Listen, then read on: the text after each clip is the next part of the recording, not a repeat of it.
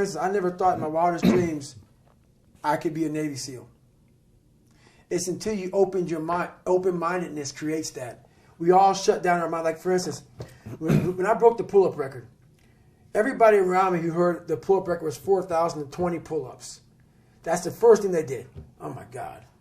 4,000 in 24 hours? Or was this, it's 4,020 pull-ups in a 24-hour period. Yeah, yeah.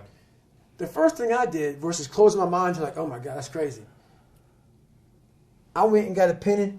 And say, how many is that every minute? Exactly. Every hour, every second. Instead of taking life and making it out to be this grandiose thing, start breaking it down.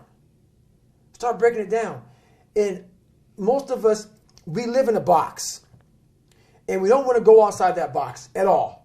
Ever.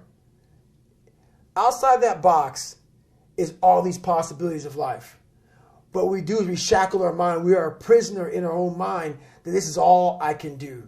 This is all I'm good at. And we take away the possibilities of you could be this, you could be that, yeah. You could be all these things.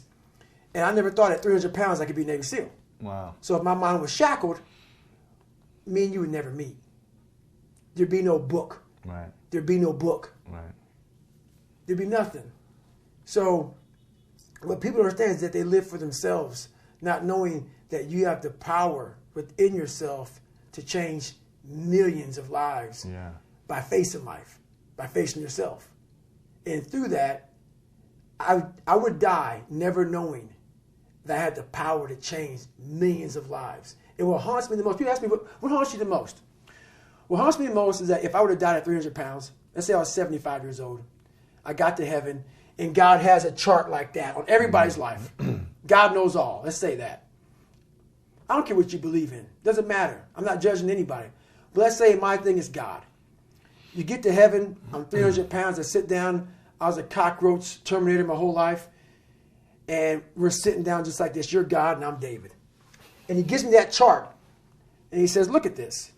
Now I'm looking at this chart, and on the chart it has all these different things, but my name's on it.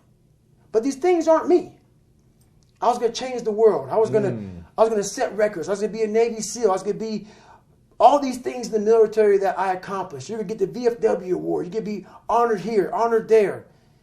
And I'm like, God, this isn't me. Like it says David Goggins, I was an Ecolab guy. I sprayed for cockroaches, and I'm 300 pounds. It said here I'm 185. It says here I got a bachelor's and a master's. It says all these things. And God goes, no, that's who you were supposed to be. Wow. My biggest fear in life is if there is a final resting place in this world, and there's a final judgment, and you talk to something much bigger than you. I don't want to sit down and have a conversation with someone, with something that says, you're in heaven, this is what you should have been on earth. And are you really in heaven now, or are you in hell? Thinking about how much I left on the table for fear, for not willing to go over the wall and over the next wall and over the next wall. So in my mind, I believe that. And God knows all. At least I believe that. I want God to be up there right now as we're speaking, writing stuff down, saying, my God, he exceeded even my expectations. Wow. That's how I live my life. I now know that there is no cap on the human mind. There's no cap. We cap it ourselves.